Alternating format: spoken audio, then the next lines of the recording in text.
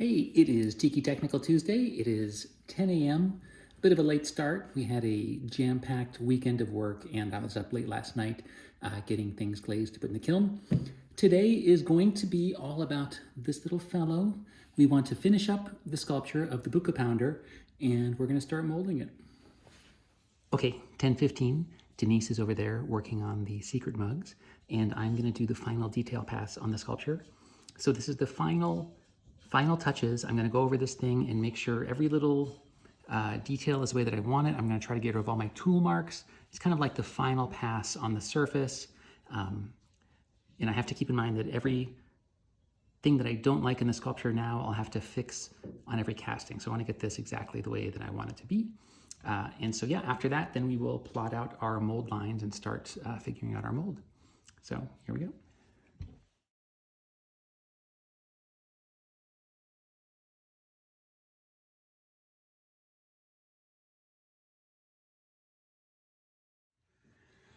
So as you may have noticed, for me, detailing like the final pass takes the longest. I will rough out the sculpture really quickly, but the more and more you dial in and get the details, it just gets super tedious. And I like to put the time in. I think about like, all right, if I'm going to be pulling a mold off of this on the casting, I want to make sure that these lines are all crisp and as good as possible so that I don't have to go in on each casting and fix them.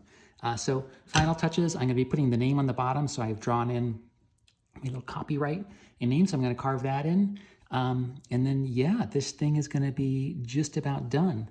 And I realize at this point, I should probably explain just what is a Puka Pounder.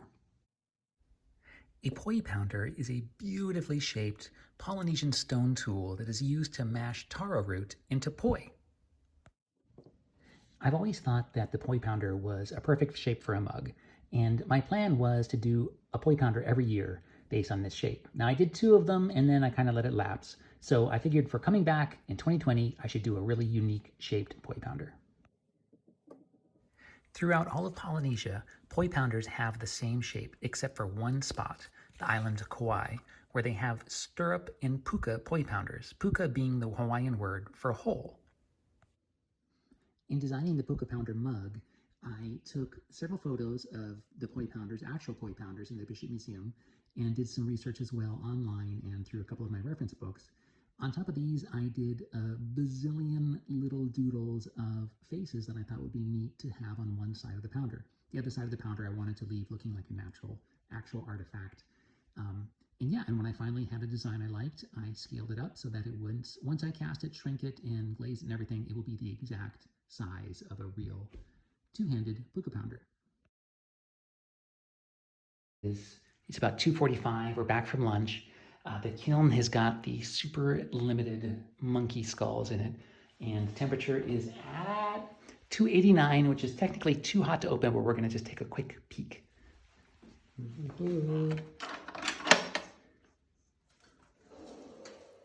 Awesome.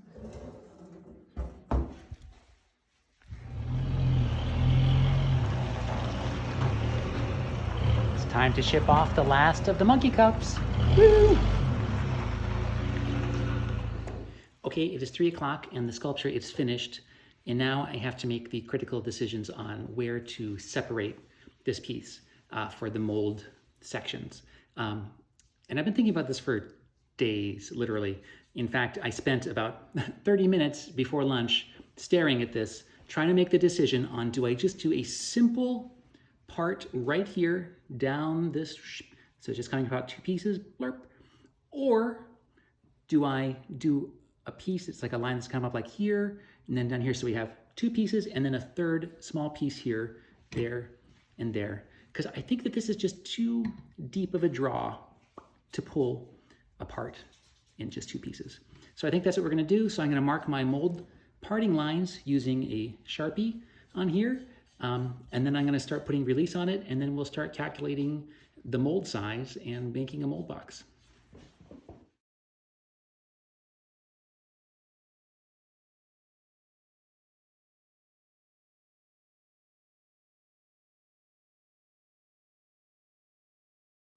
Okay, it's 4 o'clock. I have put 4 coats of mold release on here, which is Pledge, Lemon Pledge. This is what Monster Clay recommends for mold release. And you can see I have all my party lines drawn on here.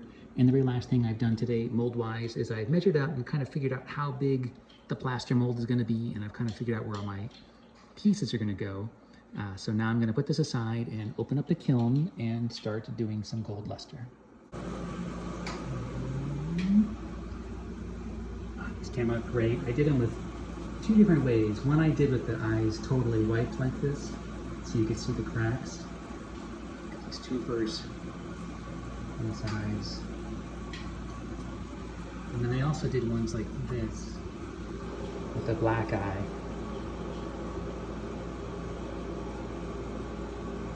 Oh, so happy with these.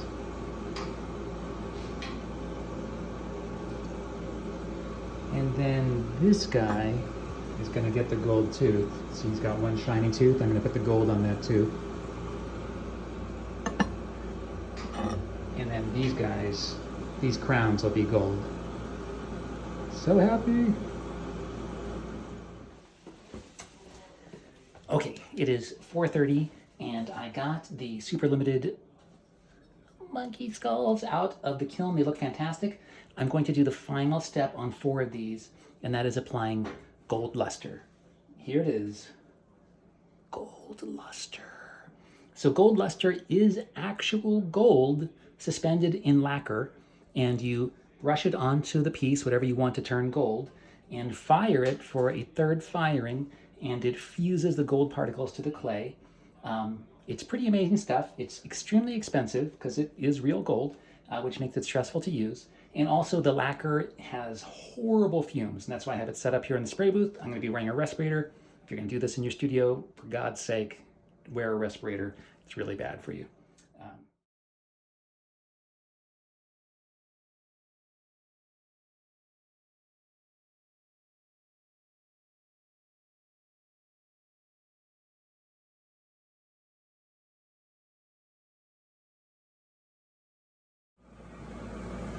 Okay, it is 5 o'clock. I just put the skulls with the gold luster on them back into the kiln.